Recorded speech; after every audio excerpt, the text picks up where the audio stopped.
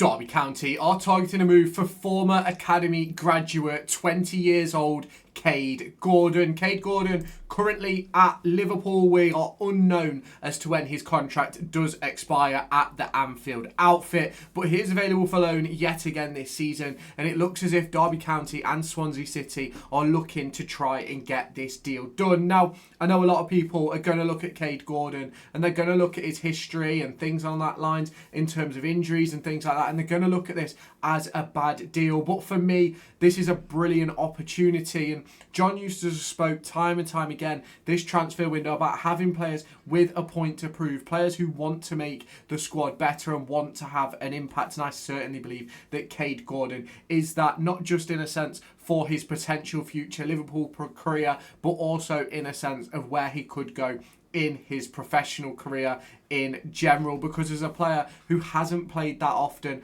over the course of the last few years, he really needs an opportunity to prove himself, and that isn't going to come by warming the Liverpool under-23s bench, but that's what we're going to look into in this video. Now, if you haven't done so already, hit the like button, hit the subscribe button, and turn on that notification bell. Check out NordVPN, kitbag and CD keys down in the description. But shall we get into taking a look at Kade Gordon? Now, many of you may remember Kade Gordon from his time at Derby County, where he followed in the footsteps of his brother Kellen, as well as his younger brother, who was following in his footsteps in Case. And there's a massive opportunity here for Kade Gordon to come back to a team that he knows well, a club that he knows well, familiar surroundings, where he could potentially find himself within the squad and causing problems for a first team for the first time in a long time. Now, across the course of his career, he obviously made that step up to the under-18s back in 2019-2020. He made his senior debut for Derby County, I believe it was against Birmingham, in a 4-0 victory, before making the move to Liverpool for around £3 million. Unfortunately, he did then go on to suffer an injury. I believe it was around the end of the 2021-22 season, which kept him out for over 16 months. It was a pelvic injury which was related to his growth and things like that, which was obviously really disappointing for him, as he couldn't get on the pitch, he couldn't go out on loan, he couldn't continue to develop, and unfortunately that then hindered his next few years. After making his FA Cup debut, he made his Premier League debut, played in the EFL Cup as well for Liverpool, and was really starting to make sort of an opportunity for himself in the first team. I believe he scored for Liverpool in the FA Cup, I want to say against Shrewsbury Town, but unfortunately because of those injuries really struggled to get himself back within the squad and things like that. He did go on to make a further Premier League appearance, FA Cup appearance and Europa League appearance, but it wasn't for long. It was 77 minutes in total. 75 of those minutes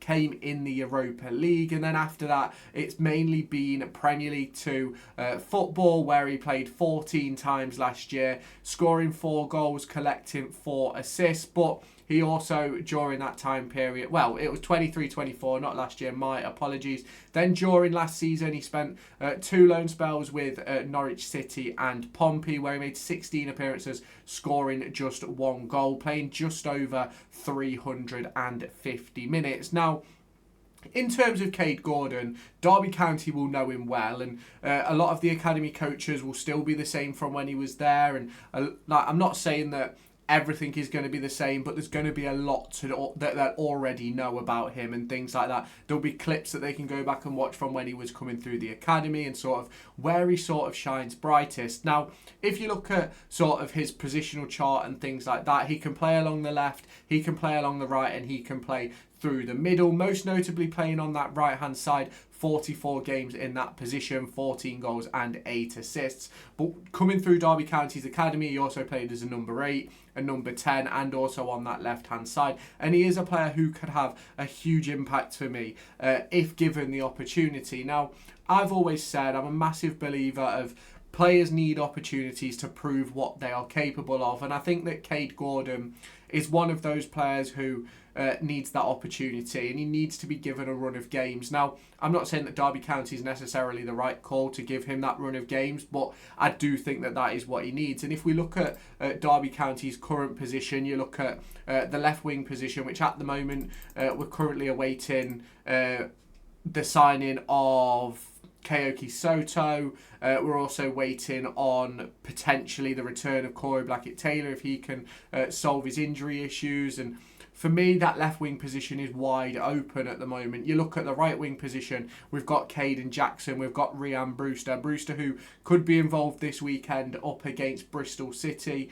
But it's one of those for me where if you can bring in a Kade Gordon, it gives you an extra option that can play across the front three, can play as a deeper number 8 if needs be, and I think he could have an impact. Now, a lot of people are going to talk about his time at Pompey, are going to talk about his time at Norwich, where, don't get me wrong, he wasn't necessarily the most impactful player, but in terms of Pompey, they got a set up for that second half of the season, which worked incredibly well for them, and making those changes was always going to be difficult, and him getting that opportunity to be that first team player was always going to be difficult. It obviously wasn't impossible, but it was always something which you look at it and you go, once they started picking up results, they don't really want to make changes. We saw it with Derby last season as well, towards the back end of the year, whenever we changed it, we ended up dropping points, whereas when we kept the same 11, we were phenomenal and we picked up really, really good results. And I felt like that was the same for him last year at Pompey, where he just couldn't quite find a way in.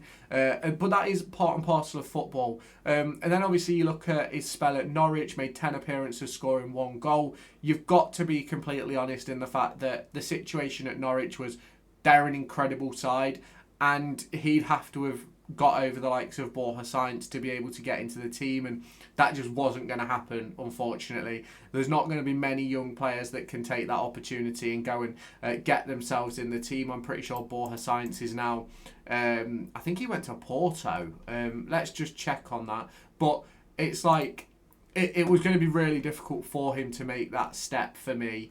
And obviously that makes it really, really disappointing.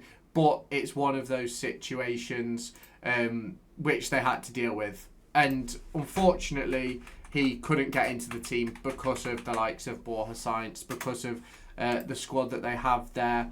Yeah, Borja Sainz is playing at Porto. So it's one of those for me where, is it surprising that he couldn't get in the Norwich team? For me, the answer to that is no. Is it surprising that he couldn't get in the Pompey team? Maybe a little bit more surprising.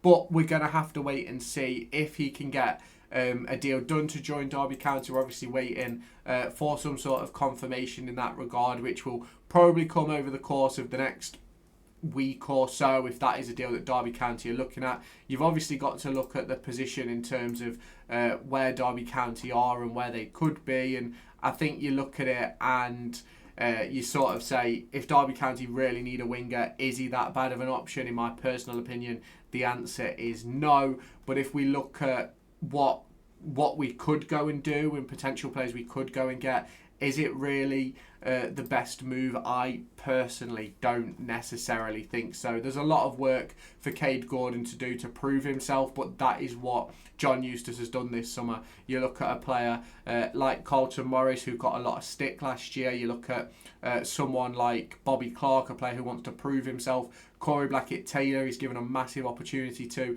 as a player who wants to prove himself. So it is going to be interesting to see if he can get that going across the course of this season. Now, I am going to be live later on today, so if you have not done so already, hit the like button, hit the subscribe button, and turn on that notification bell. Let me know your thoughts down in the comments, and if you haven't done so already, make sure you check out the sponsors, NordVPN, Kitbag, and CD Keys. But I'll catch you later on today in my live stream. Bye bye.